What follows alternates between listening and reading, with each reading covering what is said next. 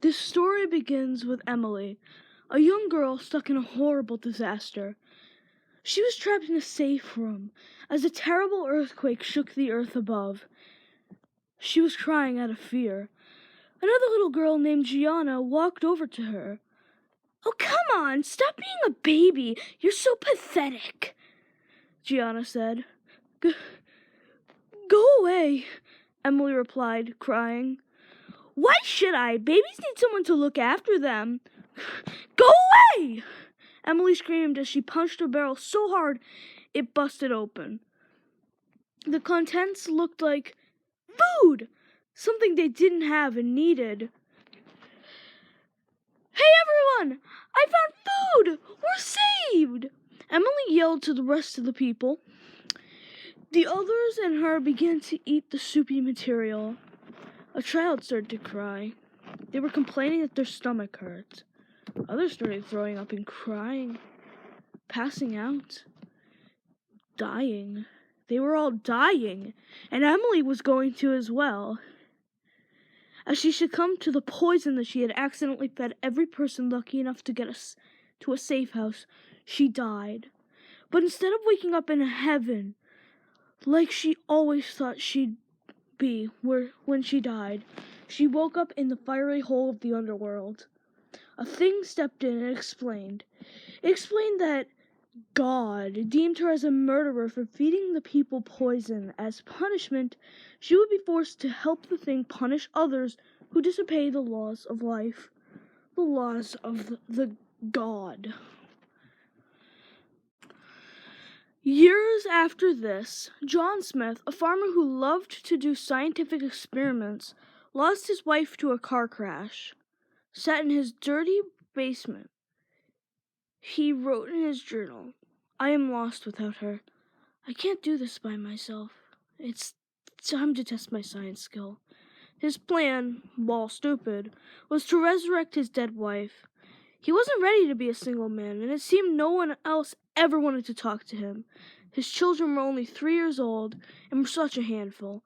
He needed the person who knew him, who knew them and him so well that they could help right away.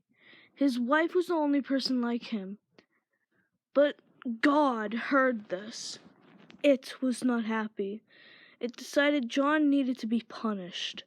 So on October 31st, 1987, the Nightmare Harvester, a powerful demon from hell, came to John's farm. "Hauntress!" it called. The demon known as the Hauntress came out of seemingly nowhere. "We need a nightcrawler. It can possess the butcher that works for this fool, and then kill him," the harvester said to the Hauntress. "Oh, okay," Hauntress said as she walked into the barn.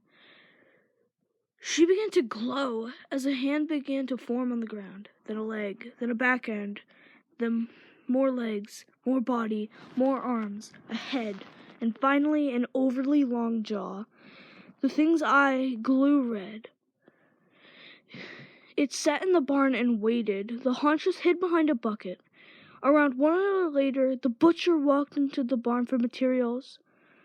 The Nightcrawler ran and tackled the butcher. What the hell?" the butcher screamed. He tried to punch it. The Nightcrawler didn't even flinch. It opened its long jaw and swapped each other's souls. The Nightcrawler now controlled the butcher's body. He attempted to stand up, but had to use a nearby stick. He stumbled over to a stable filled with pigs. He leapt into the pen and chopped off a pig's head. He emptied it and put it over his head. He then stumbled all the way into John's basement. John didn't notice as he was crying. The butcher took off his apron and wrapped it around John's neck. He began to pull so hard that no matter how hard John tried to fight back, he couldn't escape. John decided to fake death. The butcher had believed he had killed John. He began to walk away. John quietly stood up. And what did he step on? An old dog toy that squeaked. The butcher turned around and ran at John. John managed to run away and was chased around his entire house.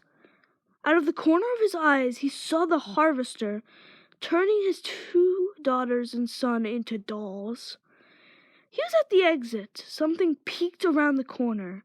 The hauntress. She punched him to the ground. John was able to stand up and run just in time. But his beloved pet vulture leapt from its cage as he ran, and began to maul him to death.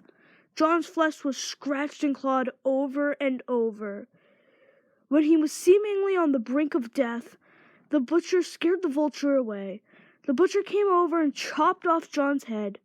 The butcher stuck it on a pitchfork and gave it eternal life, to suffer forever. Many years later, an investigator reportedly went to check out the case on October 31st, 2009. He went missing. The nightmare harvester was there and wrapped him up in spider webs after summoning giant spiders to attack. No other reporters dared to go near the place. Until today, October 31st, 2020, you are here to investigate. If you see a little child with orange PJs and a sack over its face, do not approach it. It is a nightmare harvester attempting to bait you. Be careful. Don't die. And you all know what happens next.